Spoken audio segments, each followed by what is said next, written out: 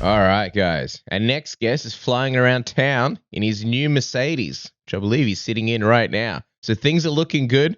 One of the most entertaining fighters on the roster, making a couple of cheeky call outs, and one of our favorite human beings to chat to, the one and only Dan Hooker. Welcome back, man. Top of the morning. How are you? I'm good. I'm good, lads. I'm good.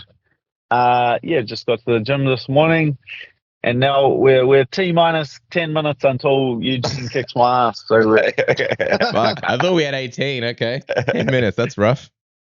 Okay, well, we're in the backseat of the Mercedes, so I feel like this is getting very personal, Dan. But it always gets personal here at Submission Radio when you're on the show. So we want to get to it straight away. You don't have a lot of time. In true Dan Hooker style, you volunteer on Twitter to smash Tony Ferguson's face in. Take us into that. And when did you decide to officially put out the Dan Hooker call out on Tony Ferguson? um, nah, well, like originally, because now I'm signed with like a team piece, which is Ash and Eugene, and then that was like a condition of Eugene's is that I stopped getting into arguments on the internet, Mm. which I enjoy doing. It's really where I thrive. Picking fights is really one of my better skills. But I think they've been looking for a fight for me for a while now. I'm in training. I'm sick of training. I want to go to the fight camp. I want to fight. And it's just that time. Tony Ferguson is the fight that they're interested in. I think that fight makes a lot of sense. We're both in like similar positions, and I think that fight makes sense. My management wants that fight. I think the fans want that fight. Um, and so, how do you pick a fight? You tell someone you're going to smash their face in, and if they agree, they agree. Those are fighting words. If you want to pick a fight, you got to use fighting words. Smash your face in. Premium quality fighting words can't be ignored. Now your honors at stake. You ignore that. Now your honors at stake, my friend. Dude, I love the matchup. It's definitely a sexy fan friendly fight. You could have picked somebody sort of lower in the rankings and tried to get a more favorable matchup. And I know people look at Tony as not exactly in the best stride of his career, but he was also looking fantastic against Chandler before that kick landed. Is it safe to say that like you're not picking this because it's an easy fight? You're actually kind of rather going for Tony because of the challenge he brings. Oh yeah, that's definitely like a position you can be in when you like start looking.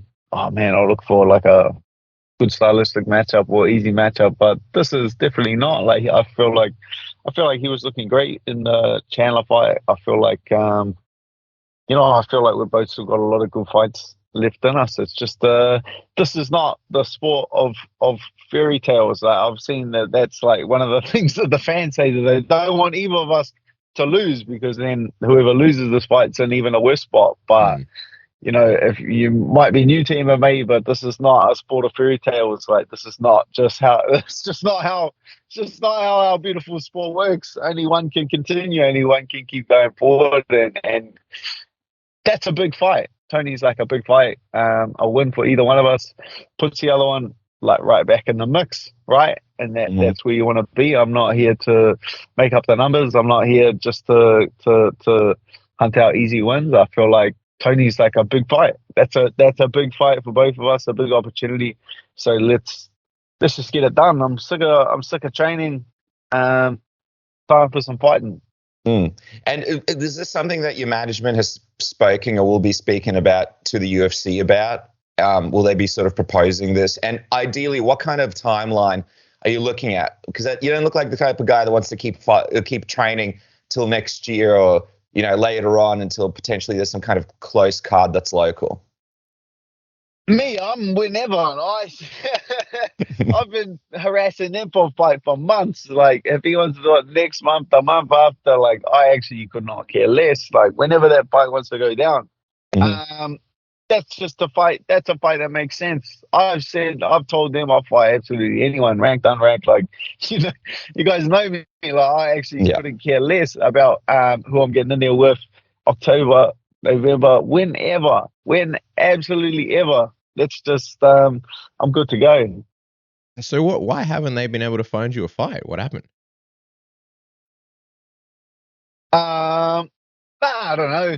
It's just how these things go. Like that's like the problem between like having the fighters and then the managers and all that and the UFC. Like there's so much Chinese whispers that goes on, right? Like you've seen how many people have like called me out and said this, and it's just Chinese whispers. Really, like I like that's why I like handling myself at the start, you know. But now we're just playing Chinese whispers like everyone else. Well, we're back on Submission Radio's looking for a fight for Dan Hooker, and I really feel like this is a monumental first step towards getting this Tony Ferguson fight, Dan. You know, historically, of course, this has been a first step towards something positive for you, not so positive for us sometimes, but I really feel like we're going to get there with this show. Dude, I know you want to go next, Kes. I'm just also curious. Michael Johnson called you out a couple of weeks ago and suggested Abu Dhabi in October. Was that something that you considered? Did that something that could potentially stick? What did you make of that?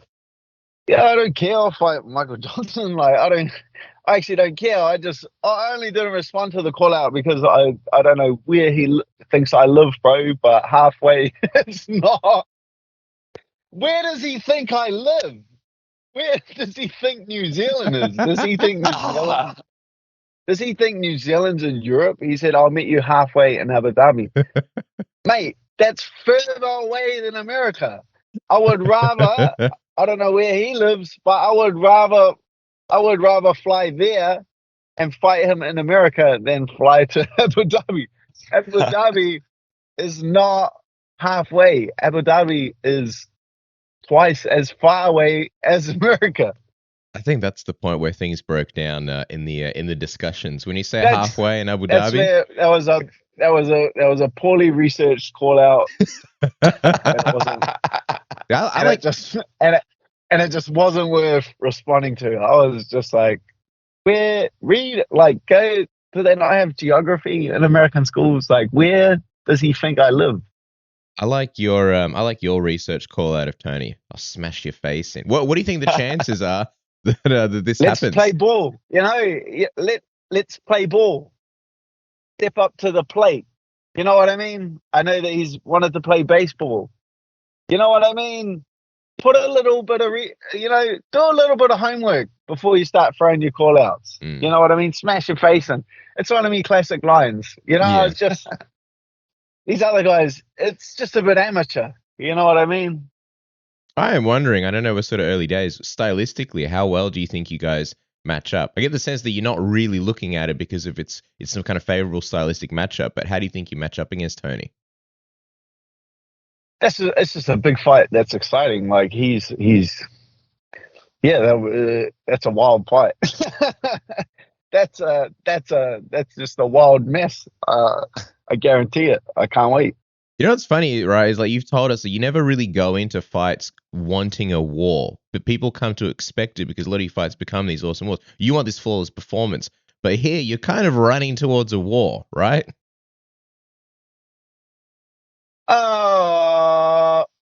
It's just fighting. That's you can't, like, your personality decides how you fight. It's not really like a decision making process. It's just you just go out there, touch gloves, and like it just kind of develops into a fight like that, and it comes down to just a person's personality. You can't try and fight like that. It's just I think it's just either in you or it's not. Yeah, I think a lot of it also depends on whether you have 10-pound balls of steel like yourself, Dan. And if you do have the 10-pound balls of steel, which I'm sure that you do, make sure to take care of them with the Lawnmower 4.0 from Manscaped, the pound-for-pound best grooming tool on the market. Get your black belt in ball shaving with its 7,000 RPM power motor. You've got the ceramic blade and the skin-safe technology, so you don't have to worry about nicking the goods. You've got the LED light, you've got the waterproof features, so you never have to worry about, making a big mess in your bathroom. Just take it with you in the shower, do it in there, nice and easy, no cleanup needed. Also, it's got the travel lock, so it doesn't go off in your bag, and then you whack it on the wireless charger. You don't even have to aim well, and then you just move on with your life, making things easy. And in the performance package, 4.0, you also get the Weed Whacker ear and nose hair trimmer because, you know, when you get up there in age like us, you got those stupid ear whiskers happening that you want to get rid of, and the nose hairs. You also get the Crop Reviver and Crop Preserver ball toners and deodorant to make everything smell nice and be fresh downstairs. Free bag, free underwear, cheeky discount with Submission Radio. What's not to love? Isn't that right, Dennis? That's right, man. 20% off and free shipping now with the code word submission. Change your life for the better thanks to our friends at Manscaped. And Cass, a lot of money to be made at my bookie. I'm just looking at some of the odds. I mean, some big fights coming up for the region.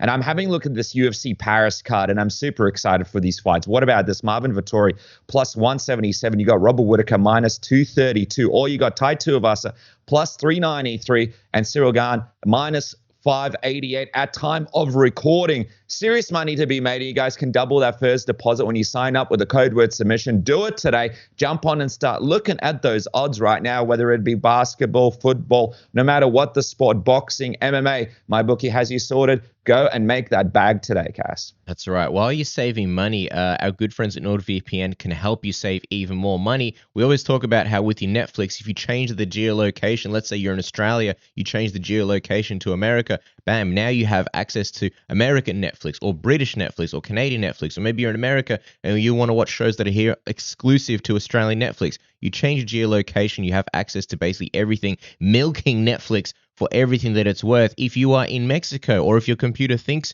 you are in Mexico, you actually pay less for Netflix and you save money. How do you do that? I don't live in Mexico. You make your computer think it is. I change your geolocation with NordVPN. You can do the same thing for flights. You can save money on flights by making your computer think that you're in a different location, and that country has access to better deals, cheaper deals. Even, I don't know, like pay-per-views are cheaper in certain countries. NordVPN saves you money, and when you're streaming all your favorite videos and streaming services, there is no buffering, there's no bandwidth throttling. It is as fast as if you were, you know, raw dogging the internet with no VPN. I have it running in the background at all times, and it's got the real-time threat protection, and it costs like the price of a cup of coffee. All that, and it enhances your internet experience 1,000 times. Isn't that right, Dennis? Yeah, man. And you even save money by protecting your own data and stopping people from stealing your credit card information, which is a whole different sort of Pandora's box that you do not want to get involved with.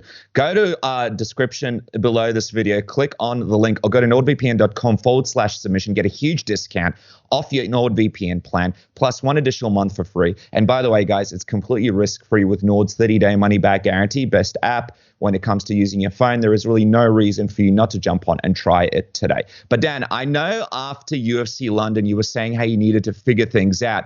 I'm just wondering, man, did you get a chance to do that? And were there any sort of realizations that you made?